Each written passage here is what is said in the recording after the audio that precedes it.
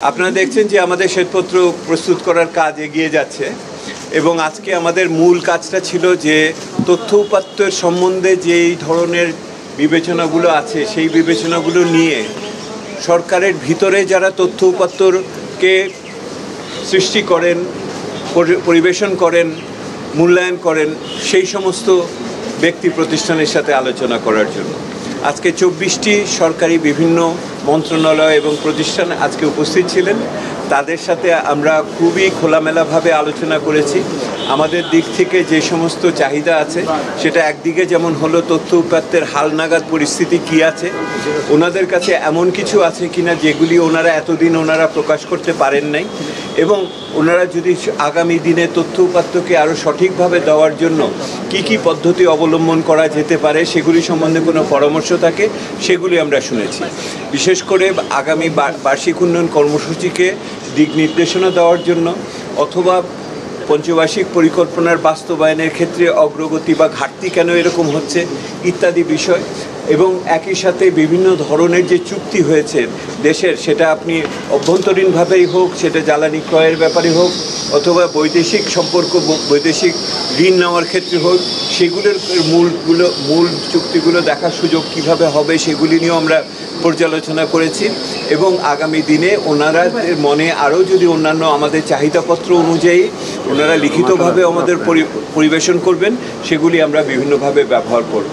এবং আগামী দিনে এই সমস্ত তথ্য উপাত্তের ভিত্তিতে আমাদের অংশীজনের সাথে যে আলোচনাগুলো হচ্ছে অব্যাহত থাকবে আগামী 1 মাস ধরে, সেগুলোতেও আমরা এইগুলি ব্যবহার করব এবং ওটার সঠিকতা যাচাইও আমরা মানুষের মনের ভিতর থেকেও, কথার ভিতর থেকেও আমরা বের করে নিয়ে আসব।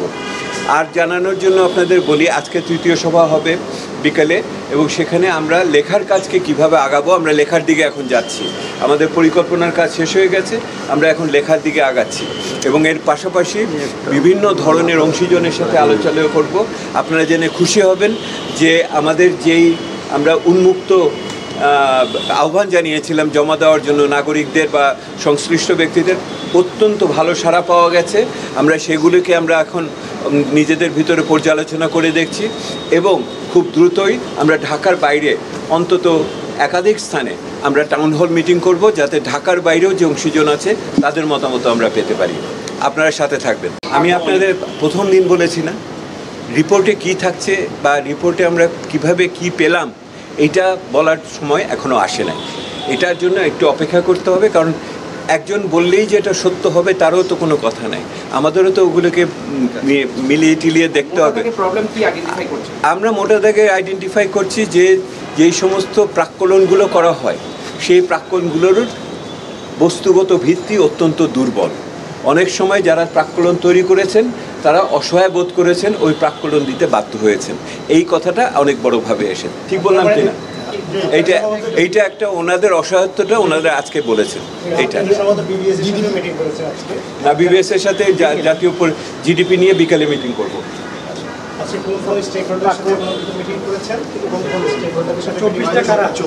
24টা প্রতিষ্ঠানের সাথে মিটিং করেছে। আপনি যে কোনো প্রতিষ্ঠানের নাম বলেন, মোটামুটিভাবে এসেছেন।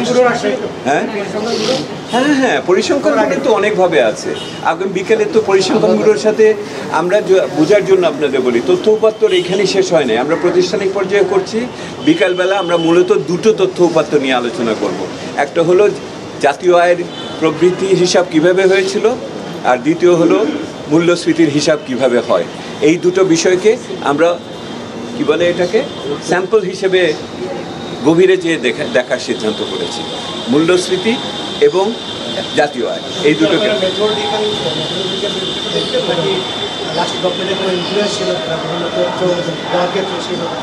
আমরা গভর্নমেন্টের সাথে সম্পর্ক নাই, আমরা দেখতেছি এই প্রক্রিয়াটা কিভাবে করে হয়েছে এবং সেই প্রক্রিয়া যদি আগে খারাপ থাকে পরবর্তীতে প্রক্রিয়া কি আরও খারাপ হয়ে গেল কিনা সেটাই দেখব। আমরা যে সেন্ট্রাল ব্যাংকের, আমরা ব্যাংকিং সেক্টর, ব্যাংকিং বহির্ভূত খাতের সেক্টর, ক্যাপিটাল মার্কেট, এগুলি সবই দেখব। কিন্তু সাধারণভাবে এটা বোধগম্য যে কেন্দ্রীয় ব্যাংক যে কমিশন বানিয়েছে তারা অনেক গভীরে যেয়ে সুনির্দিষ্টভাবে আরও দেখার সুযোগ পাবে। কেন্দ্রীয় ব্যাংক টাস্ক ফোর্স তৈরি করেছে, অর্থাৎ তারা সুনির্দিষ্টভাবে পদ্ধতি বা প্রক্রিয়া বা পদক্ষেপ বলবে, মন্তব্য দিবে। আমরা দেখছি এখানে